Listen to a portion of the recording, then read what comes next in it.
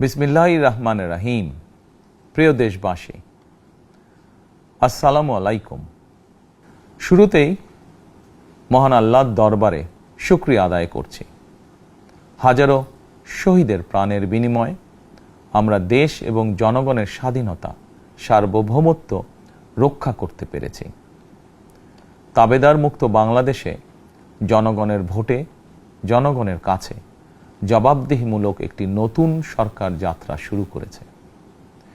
দেশে গণতন্ত্র এবং মানুষের অধিকার পুনঃপ্রতিষ্ঠার এই যাত্রা লগ্নে আমি দেশবাসীকে শুভেচ্ছা এবং আন্তরিক অভিনন্দন জানাই। স্বাধীনতা প্রিয়, গণতান্ত্রিক আমি প্রিয়। জনগণের কারণেই দেশে আবার মানুষের অধিকার, সম্মান এবং মর্যাদা পুনঃপ্রতিষ্ঠার সুযোগ সৃষ্টি হয়েছে। আমি দেশবাসীর উদ্দেশ্যে একটি বার্তা দিয়ে বলতে চাই, মুসলমান, হিন্দু, বৌদ্ধ, খ্রিস্টান তথা দল, মত, ধর্ম, বর্ণ নির্বিশেষে পাহাড়ে কিংবা সমতলে বসবাসকারী এই দেশ আমাদের সবার। প্রতিটি নাগরিকের জন্যই এই দেশকে আমরা একটি নিরাপদ ভূমিতে পরিণত করতে চাই। একটি স্বনির্ভর, নিরাপদ, মানবিক, গণতান্ত্রিক বাংলাদেশ প্রতিষ্ঠায় বিএনপি সরকারের লক্ষ্য। প্রিয় দেশবাসী, ফ্যাসিবাদের সময়কালে দুর্নীতি, দুঃশাসনে পর্যুদস্ত একটি ভঙ্গুর অর্থনীতি, দুর্বল শাসন কাঠামো আর অবনতিশীল আইন শৃঙ্খলা পরিস্থিতির মধ্য দিয়ে নতুন সরকার যাত্রা শুরু করেছে।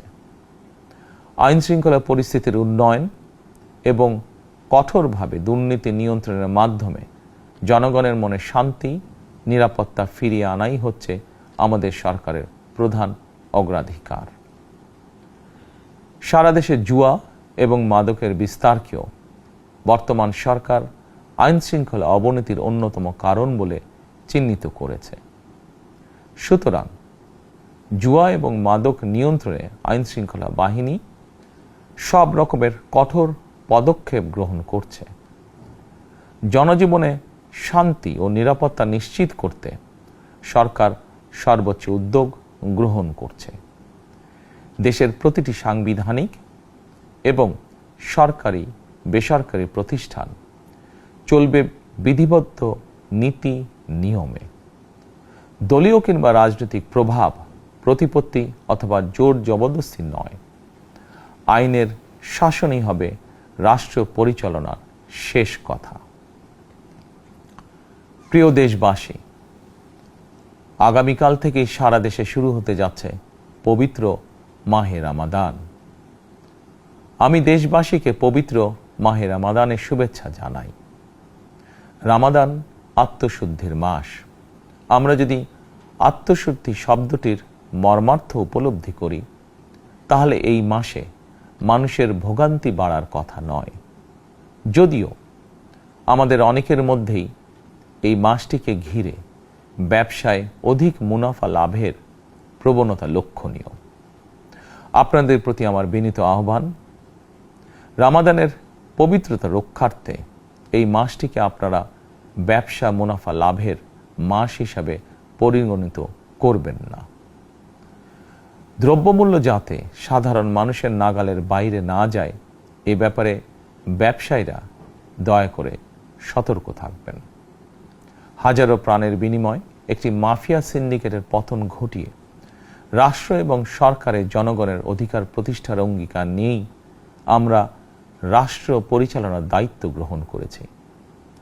বিএনপি সরকার সকল ক্ষেত্রেই অনাচার, অনিয়মের সকল সিন্ডিকেট ভেঙে দিতে বদ্ধপরিকর ইনশাআল্লাহ। ক্ষুদ্র, মাঝারি কিংবা ছোট বড় সকল ব্যবসায়ীদের প্রতি বর্তমান সরকারের দৃষ্টিভঙ্গি সহজ এবং স্পষ্ট। বর্তমান সরকার ব্যবসায়ী এবং ক্রেতা সাধারণ উভয় স্বার্থ রক্ষা করেই প্রয়োজনীয় পদক্ষেপ গ্রহণ করতে চায়।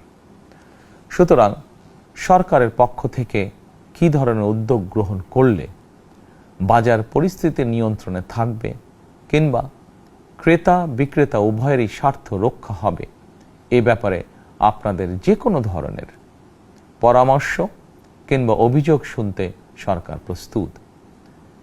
ক্রেতা বিক্রেতা গ্রহীতা, এই সরকার সকলেরই সরকার।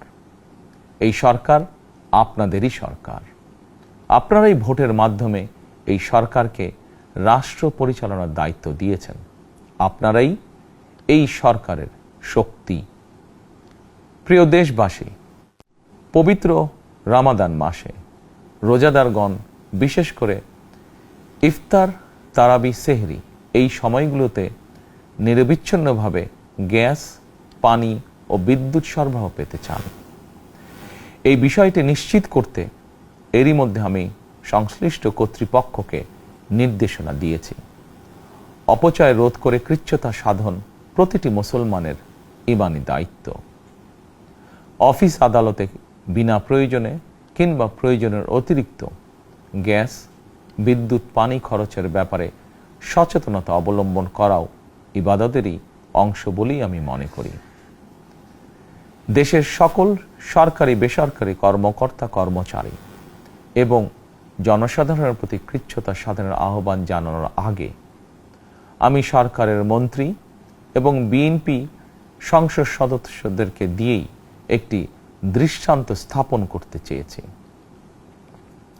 বিএনপির সংসদীয় দলের প্রথম সভাতেই আমরা সিদ্ধান্ত নিয়েছি, বিএনপি থেকে নির্বাচিত কোনো সংসদ সদস্য সরকারি সুবিধা নিয়ে ট্যাক্স ফ্রি গাড়ি আমদানি করবেন না এবং প্লট সুবিধাও নেবেন না। আমি আপনাদের সামনে বলেছিলাম, রাষ্ট্র পরিচালনার সুযোগ পেলে বিএনপি সরকার মহানবীর ন্যায়পরায়ণতার আদর্শ অনুসরণ করবে।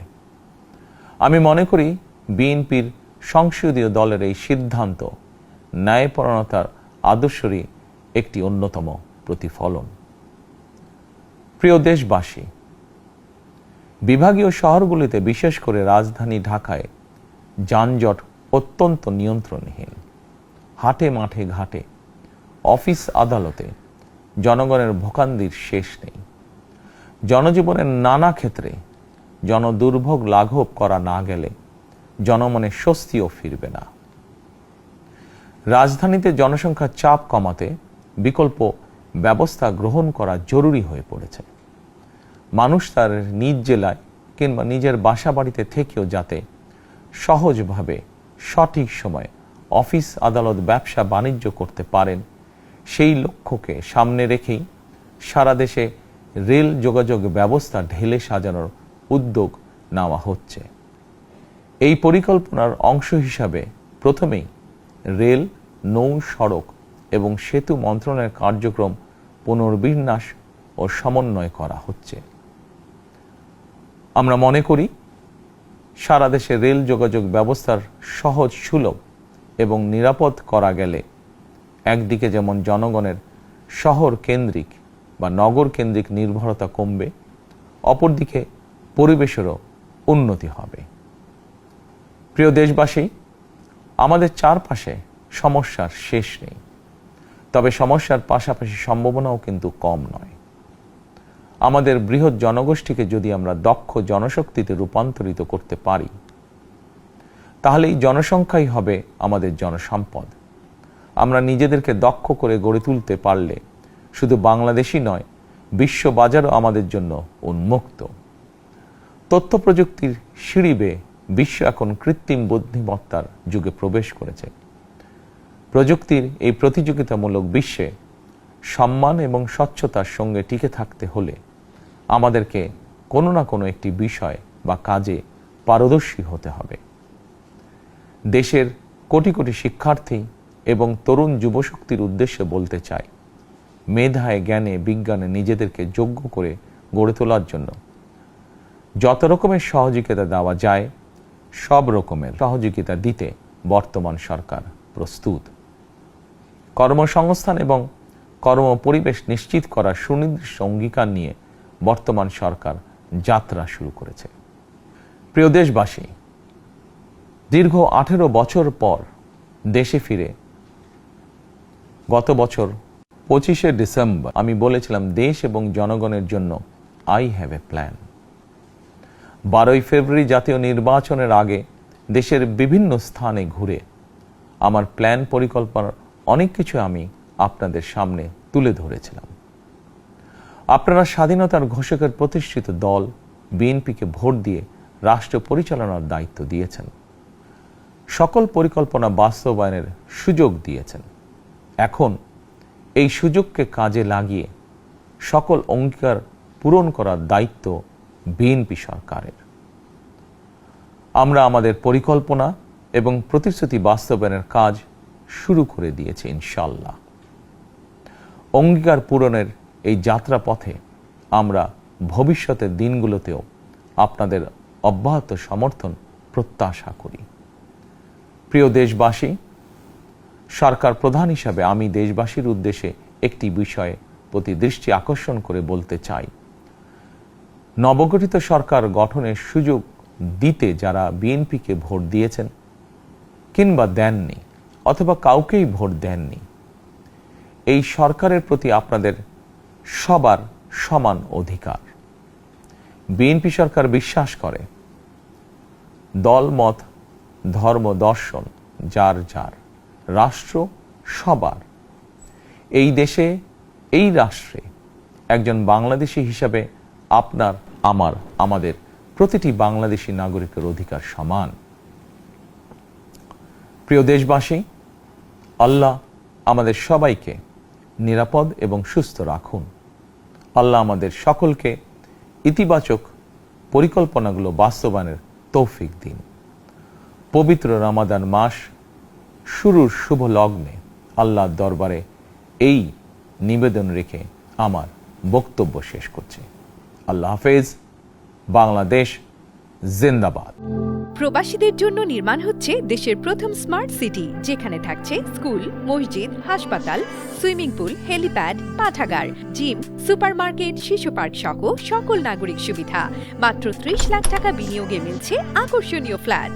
প্লাটিনাম ইনভেস্টরদের জন্য ঢাকা বিমানবন্দরে ভিআইপি প্রোটোকল সুবিধা। বিস্তারিত জানতে যোগাযোগ করুন স্ক্রিনে দেয়া হোয়াটসঅ্যাপ অথবা ইমো নাম্বারে।